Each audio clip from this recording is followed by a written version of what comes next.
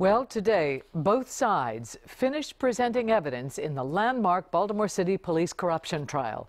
Jurors heard from an officer who says the sergeant in charge of a corrupt gun unit tried to get him to steal cash.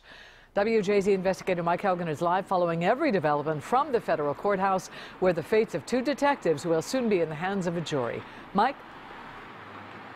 Denise, those two detectives were the only ones to take a gamble with the jury. We'll see whether it pays off soon enough. Tomorrow, the jurors will get their instructions.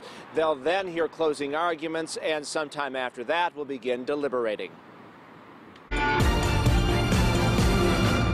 Detectives Marcus Taylor and Daniel Herschel did not testify in their own defense, and the judge denied their motions for acquittal. He pulled out the handgun and the cocaine. As more of the dirty dealings of their elite gun unit were exposed in court. It shows the need for ongoing accountability. When you have absolute power, power can be abused. An officer, James Kostopoulos, who was briefly part of the unit, testified about an encounter with Jenkins and Herschel that caused him to go to the FBI.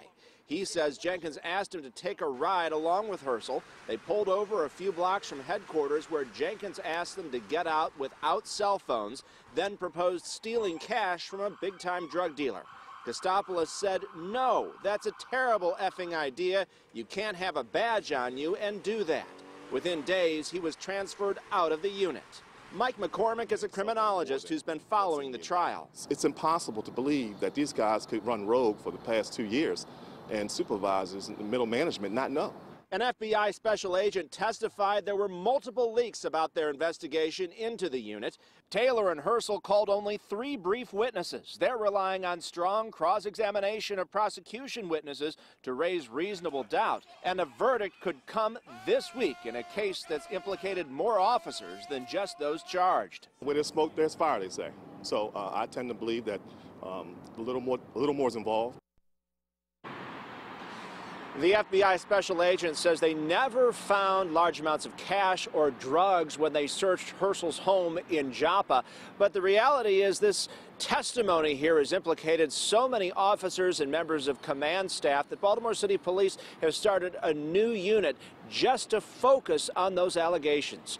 Reporting live at the federal courthouse, Mike Helgen, WJZ. All right, thank you, Mike. Prosecutors allege Herschel and Taylor defrauded the city out of tens of thousands of dollars in overtime, including a trip Taylor took to the Dominican Republic while he was on the clock the whole time.